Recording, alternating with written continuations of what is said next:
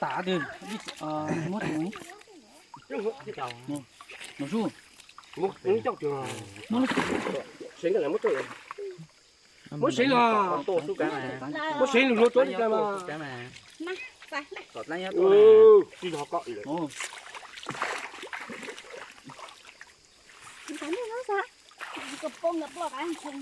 ăn tận nồi hay không mày một chỗ nó ơi cái gì nó ơi xe nó ơi ơi các trò chơi nó lấy sợ ít tiền à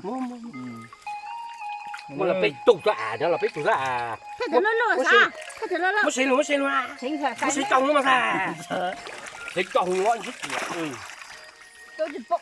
要准时让你出工啊！再多高噻！我那种是最大哈，lâu thế都做路，我都干啊，我在路。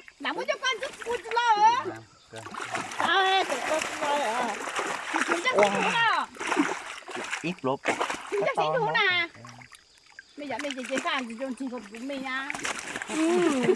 lại Chắc sẽ cái á tụi đi. Đó dao xuôi. dạo Mua vật mua vật, cho nó còn mua vật chỗ nào?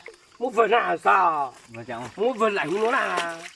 mua cá vật Mua cá vật lạnh luôn. Cái mà coi bây giờ thì nào cho coi nấu đầu chưa không? cá nè mày mua này thì ngoài nhà muốn đâu này Bốn lần chỉ.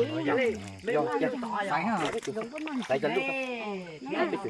Hai chào lơ là. Ô tôi cái trắng. Mình mua giá trái lọt lọt hả? Lọt từ này. Chúng ta phải có lại nữa cho nó. Hả? phải từng lúc thì ạ Chỉ đó lúc Giờ lúc này. Thì tôi có phục đi bộ lọ. gió lo lo lại. Mày ô ha, tôi chỉ bảo. Lúc này hả? Thì tôi tạo chỉ gì? Muốn cho cái này tốt không? Tôi cho gì đấy? Lấy xong là cho nó lùm vô lùm cái đấy. Muốn cho gì vậy? Xài muốn tụi con chó, tôi chỉ thua, tôi cho. Mua. Cái gì mà lơ ra, xài bưởi gì?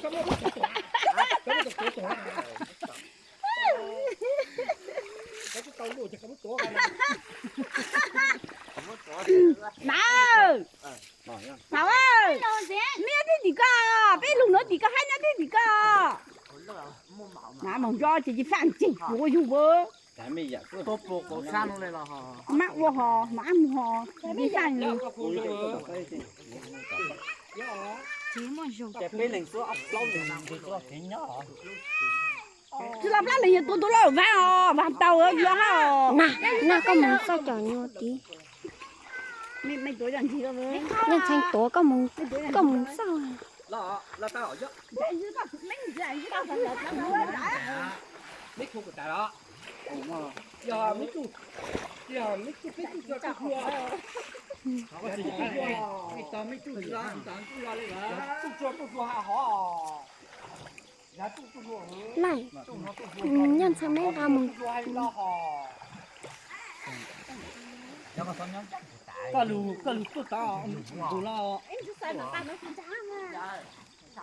lo mất tôi cho các mình